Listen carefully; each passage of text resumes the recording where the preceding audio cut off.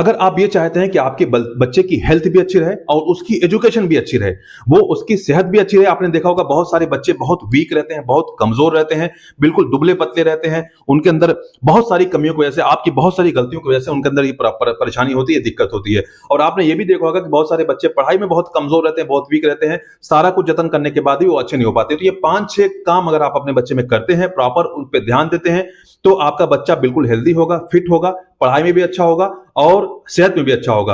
आपको कहीं भी शर्मिंदगी नहीं उठानी पड़ेगी, क्योंकि अगर बच्चे दुबले रहते हैं तो लोग कहीं जाते हैं, सब लोग ये कह देते हैं बच्चा बहुत दुबला है, कुछ खिलाते पिलाते नहीं हो क्या।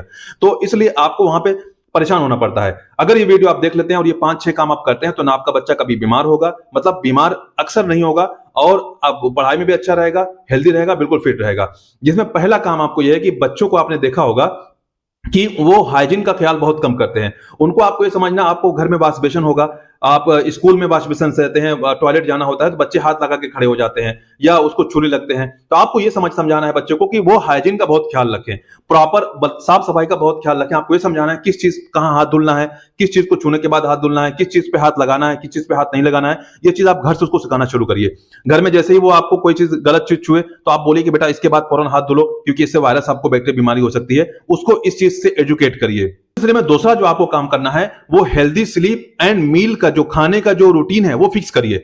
एक बच्चे को ये देखिए कि बच्चा एक हेल्दी स्लीप ले रहा है कि नहीं, एक प्रॉपर नींद ले रहा है कि नहीं ले रहा है।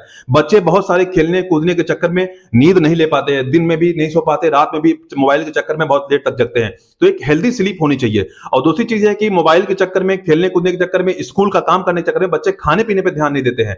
तो एक प्रॉपर आप ये समझ लीजिए कि आप कितनी भी दवा उसको खिला लें, कितनी भी मल्टीविटामिन दे दें, लेकिन अगर उसके आप खाने पीने का ध्यान नहीं देंगे तो बच्चा आपका कभी भी हेल्दी नहीं होगा, कभी भी आपका सेहतमंद नहीं होगा। अगर आप नींद उसकी प्रॉपर नहीं कराएंगे तो बच्चा आपका कभी भी अच्छा नंबर नहीं ला सकता, क्योंकि उसका दिमाग प्रॉपर अच्छे से वर्क नहीं करेगा। तो ये 2 काम आपके हो गया। मैं तीसरा काम आपको बता रहा हूं, अपने स्कूल को आप इन्फॉर्म करिए। जो बच्चे का स्कूल है उसको इन्फॉर्म करिए अगर आपका बच्चा कोई स्पेशल केयर की जरूरत है, क्योंकि आप पेरेंट्स हैं, आप माँ बाप हैं, आपको ये मालूम है कि आपके बच्चों को कहां पे दिक्कत हो रही है, कहां पे परेशानी हो रही है।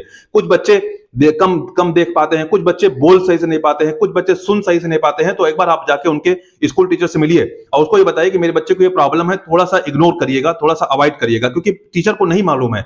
आप उसको पहले से बता देंगे तो आपके टीचर उस बच्चे को स्पेशल केयर देगा, उसको समझेगा कि बच्चे को ये दिक्कत है, तो थोड़ा सा इग्नोर कर देगा, अवॉइड कर देगा। या कोई उसका मजाक बनाना चाहेगा, जैसे कुछ बच्चे बोल नहीं पाते सही से, बच्चे मजाक बनाते हैं, बच्चा डिप्रेशन में आ जाता है, तो आप ये चीज स्कूल में जाकर समझा दीजिए टीचर को कि ऐसा ध्यान दीजिएगा कि बच्चे को कोई दिक्कत ना हो, कोई परेशानी हो तो हमसे बताइए। चौथा काम आपको ये करना है कि बहुत सारे पेरेंट्स पढ़ाई को लेकर के बहुत ज्यादा सीरियस होते हैं। बच्चा बिल्कुल वीक हो रहा है, बिल्कुल कमजोर हो रहा है, उसको फीवर है, उसको वॉमिटिंग है, उसको डायरिया है, लूज मोशंस है, फिर भी वो जबरदस्ती उसको स्कूल भेजने की कोशिश करते हैं। ऐसी कंडीशन में आप बच्चे को स्कूल मत भेजिए। 1 दिन 2 दिन उसको रेस्ट कराइए, जब प्रॉपर वो हेल्दी हो जाए, ठीक हो जाए, तब जाकर को स्कूल भेजिए। अगर कोई बीमारी फैली है, आप देख रहे हैं उसको क्लास में बहुत सारी बीमारी कोई फैली है, इस कंडीशन में बच्चे को भी आप 2-3 दिन तक स्कूल मत भेजिए, ताकि बच्चे को बीमारी ना, वरना आप स्कूल भेजते रहेंगे, बच्चा बीमारी लेके आएगा, उस चक्कर में उसका 7-8 दिन चला जाएगा। इसलिए ऐसी कंडीशन में जब कोई बीमारी हो, डिजीज हो, तो बच्चे को स्कूल भेजने की कोशिश मत करिए। आपको 5वां काम यह करना है कि कोई भी बच्चे को एलर्जी हो रही है, जैसे बहुत सारे बच्चों को आपने देखा होगा कभी शूज पहनने में या कपड़ा कोई नया पहन लिया तो उनको बदन पे रैशेज निकल रहे, दाने निकल जाते हैं, खुजली होने लगती है, कोई प्रॉब्लम हो रही, बच्चा बार बार खुजा रहा है, सर में खुजली कर रहा है, तो एक बार देखिए कि उसको वॉच आउट करिए कि कोई उसको दिक्कत तो नहीं, कोई एलर्जी तो नहीं है। अगर कोई प्रॉब्लम है तो तुरंत डॉक्टर से मिलकर के उसको ठीक कराने की कोशिश करिए, क्योंकि आपका बच्चा अगर 5 साल का है, 7 साल 8 साल का है, तो वो आपसे अच्छे से बता नहीं पाएगा। इन सब चीजों को ध्यान दिया करिए। और एक बात और मैं आपसे बताना चाहता हूं, बहुत सारे बच्चे मोबाइल देखने के चक्कर में उनकी आंख कमजोर हो जाती है। अगर बच्चा आपका मोबाइल बहुत करीब से देख रहा है या आपकी बुक्स बहुत करीब से ले जाके पढ़ रहा है, तो आप ध्यान दीजिए, ऐसे बच्चे की आंख कमजोर हो सकती है। तो ऐसी कंडीशन में उसकी आंख भी एक बार आप जरूर चेक करवा लीजिए। छठा काम आपको यह करना जो सबसे इंपॉर्टेंट है वो ये है कि आप अपने स्कूल से बच्चे की एजुकेशन का अपडेट जरूर लीजिए कि बच्चा मेरा प्रॉपर होमवर्क कर रहा है कि नहीं कर रहा है, बच्चा मेरा आगे जा रहा है कि नहीं जा रहा है। जो स्कूल में मीटिंग्स होती हैं पेरेंट्स की, जो बुलाया जाता है, आपको इसीलिए बुलाया जाता है, आप जाकर वहां बैठिए मत, बल्कि अपडेट लीजिए कि बच्चे की क्या है, आगे बढ़ रहा है, नहीं बढ़ रहा है, कोई दिक्कत तो नहीं हो रही है। दूसरी बात है कि हेल्थ की प्रॉपर उसकी वो लीजिए कि बच्चा